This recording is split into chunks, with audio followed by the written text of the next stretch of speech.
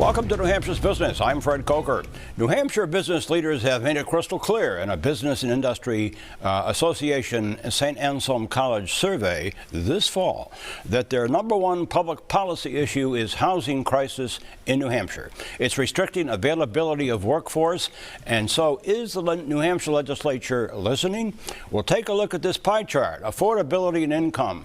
Two-bedroom units affordable to median income renter households. It's from a 2024 residential rental cost survey of 9,292 rental units by New Hampshire Housing. 13% affordable, 87% unaffordable, with an income of $56,814. Now, take a look at this recent report from the New Hampshire Realtors Association. Another price increase, they say. 500,000 median price of single-family residential units in New Hampshire. That's an 11% increase over a year ago, November. Most expensive November in New Hampshire history. 58 consecutive months, year-over-year price increases in New Hampshire. So, with me is New Hampshire State Senator Rebecca Perkins Quokka of Portsmouth, who also represents Durham, Lee, Madbury, Newcastle, Newfields, Newington, and Newmarket. She sits on the Senate's Election Law and Municipal Affairs Committee and is a former Portsmouth City Councilor and is the Minority Leader in the State Senate. Welcome. Nice to have you. Thank you, Fred. Thank you for having me. You know, the magnitude of the housing crisis in New Hampshire is having an impact on the availability of workforce across the state, across businesses. And the business community this fall, in a survey by the BIA, said that's #1 policy issue for them. It was a big issue, as you know, in elections. Is this legislature that's going into session this year ready to do something about this?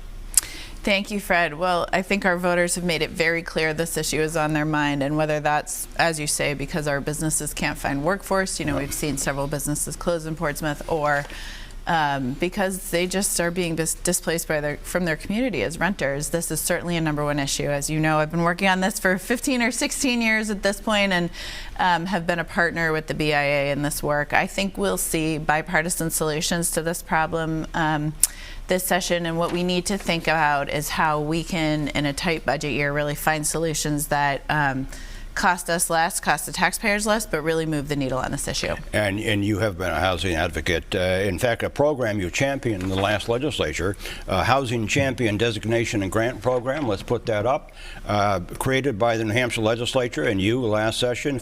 $5 million in funding. Communities must document that zoning and land use regulations promote workforce housing. How is that going to increase housing, and how is it doing as a program already? Yeah, well, I just went to the awards ceremony, Fred. We had 18 cities and towns from across the state, rural, urban environments, receive that $5 million in funding. So the program was completely oversubscribed, and what we're seeing is that towns and cities are now competing in ways that they can add density and still respect their local character and local residents' wishes. Local barriers to accessory dwelling units, that was a bill in the last legislature. It was approved by the House and rejected by the Senate, as you know. Accessory dwelling units, which allow homeowners to add units to their homes. Is that going to come back as a bill this session? I think it will come back. You know, ADUs will be a part of the solution. They seem to be a density that a lot of people are comfortable with, especially if it's a low density impact in a neighborhood. Mm-hmm. You know, I think we still do need to see more on multifamily development, and one of the solutions I was part of at the end of last session was negotiating around parking requirements for buildings over 10 units. So I think finding places where we can fit a lot of units in a way that works for our local communities is really how we're going to get this done. And finally, zoning. Zoning is the boogeyman, so to speak, in housing across the state. Is there any legislation this session on zoning that you think would be workable?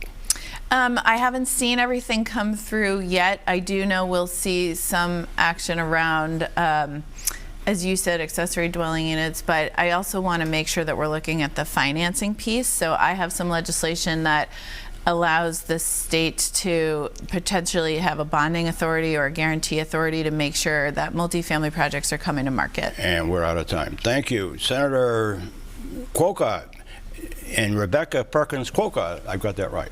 Yes. Rebecca Perkins Quokka of Portsmouth, the State Senator, Minority Leader in the State Senate. Thank you. Thank you for having me, Fred. And if you missed part of this, you can go to WMUR.com, where it will be posted all this week.